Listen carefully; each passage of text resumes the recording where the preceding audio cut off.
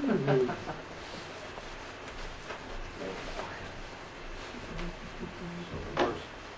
shut off by itself?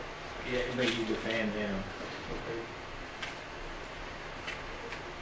I'd like to thank the Clements for their hospitality, Lynn and David. They've been very nice hosts.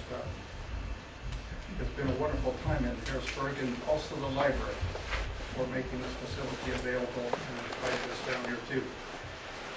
Now, some of you might wonder, how did I get started in this? I got started in it not as an accident, but as almost a command. My stepfather took me out in the middle of the field one day, and I dutifully followed behind him. But he handed me two pieces of wire, looked like coat hangers bent at right angles, and he said, "Here, you take these." I'm always using the worst quote because I can remember them vividly. He said, "Here, you take these." Now, some people can do this, but I can't. He said, "Hold them in your hands just like this and start walking." All right, I started walking, and all of a sudden the wires crossed, and I thought, holy mackerel. I was probably 9 or 10 years old, and I've been hooked ever since on witching, dowsing, doodle bugging, whatever you want to call it. And what we were looking for that day was a broken pipe. We found it almost in the exact spot. And so since then, I've gone a little bit further than just looking for pipes or wire. I've gone into dowsing for water. And that has been a ball. Now today, there aren't that many people on the farms, or there aren't that many people, building in the rural area that don't have some type of city water that's available to them. So dowsing for water is not as important as it used to be. However, about, not this summer, but last summer, a local fellow came to me and he said, "Would you douse for water for me?" I said, "Sure." So I drove out to his place. Now, the old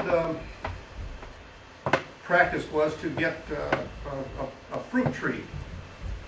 It would have been a Y stick like this. Now, we don't have that many fruit trees left anymore, so I just have to pick what's available. I always go by willow groves, so I snip off a couple of willow branches and I use those instead. Well, I did locate the water for the source of the water for the farmer, and I went back about 2 weeks later, and the hole is drilled about 20 feet away from the spot. I said, "What did you do that for? The water's over here." He says, my wife wanted the house over here, and so he didn't hit water at all. So, water's important to you. And to this day, he doesn't have water, because it was the only source that I could find, where he was wanting to build his house. But I hear all kinds of stories about someone twisting the bark off of the stick. I have actually just hauled back with all of my strength to try to beat the reaction or the action, and that stick still goes down, but I've never twisted the bark off. So I don't know how true that is. But it's a very strong feeling, and it's weird. Now, you may ask me, well, how does it happen? I have no idea. All I know is that it works, or I have a lot of faith or trust in it. If I can find a grave by dowsing, that's what I'm going to use. If I can find a grave by probing, that's what I'm going to use. If I have to find a grave by a backhoe, I'm not going to do it. That's just a no-no to me. I don't know. I've heard stories like this. I've seen pictures where people have used backhoes or like small shovels to dig up the earth, and that's really not necessary at all. About 3 or 4 years ago, I read an article about a man in southern Illinois that was trying to locate some Indian graves. And he had this very expensive radar equipment, ground penetrating radar. Very expensive equipment they bring out, and it takes a lot of cables and batteries and equipment. And he says, "I think there's 2 in this spot."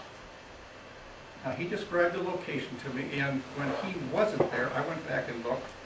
I found 40. 40 in the same spot in a matter of maybe a half an hour. And I told him about this, and he was a little upset with me. And I think the bottom line was that he had spent a lot of money on electronic equipment when it really isn't necessary. All right, let's talk about cemetery preservation. There's a lot of purists in this world that uses you know, the proper words. I really don't care about that. You can use the word restoration or preservation. Restoration usually refers to something coming back to like new. If a cemetery is 100 years old or 150 years old, it's very difficult to bring it back like new. So the proper word is preservation. But if you use either word, I know what you're talking about, all right? When I go to a cemetery, I really appreciate it when it's mowed, when it really looks nice. Someone has taken an interest in it, whether it be a civic group like 4-H or Boy Scouts or Kiwanis or Rotary, doesn't make any difference, or an individual. It's right next to my house, I'm going to mow it, I'm going to make it look nice. I say thank you to people like that. Sometimes a cemetery is out of the way, out of sight. And when a cemetery is like that, more than likely it's going to be overgrown in less than 10 years. That's just Mother Nature's way of taking us back to the beginning, I guess. And it takes a little bit of effort on the public's part to keep it looking respectable. Now, within a cemetery, you have a ground, of course, and you usually have some kind of markers, and usually those markers are made out of stone. But some of them at one time were probably made out of wood. And as a result, over many, many years, the wood deteriorated. It was gone. And there was no longer a permanent marker in that area. And so in a sense, that grave is lost. However, sometimes he finds that might find a rock that might be an indication that someone's buried there. Or you might find a commercial monument, like, you know, monument. And this gives you an indication that there is somebody buried in this area. Sort of regressing back to the brush and things like that, it is best to use your strength to clean out the brush. Please do not use chemicals. Chemicals have a lot of acids in them, a lot of salts in them, and many times it harms the stone. Now the harm isn't evident right away. When we put bleach on our clothes, within a day we can see where the area is white, or after a month it begins to rot away, doesn't it? And the same way with a gravestone. It will absorb the salts, absorb the chemicals, and over a period of 25 years or 50 years, it will actually deteriorate quicker than it will if you just used a weed eater or a small pruner or something like that to clean out the brush around it. By the way, if any of you ever have any questions while I'm talking, please go ahead and ask them, because as a school teacher, I would ask my students, if you have a question, ask it now. Because 30 minutes from now, you may forget about it, or you say, oh heck, it's not important. So it doesn't bother me if you ask questions. I have a question. Go right ahead. Okay. You got 5 seconds. I have a small cemetery that I mow, and it's an old one, and of course, like you said, I know it's mostly full I know it's full of graves, but of course there's no markers. So what's legal and what's illegal if you're trying to straighten some of these stones? Okay, you're talking about the law part. Now, I'm not an attorney. I'm not an attorney. And there are laws written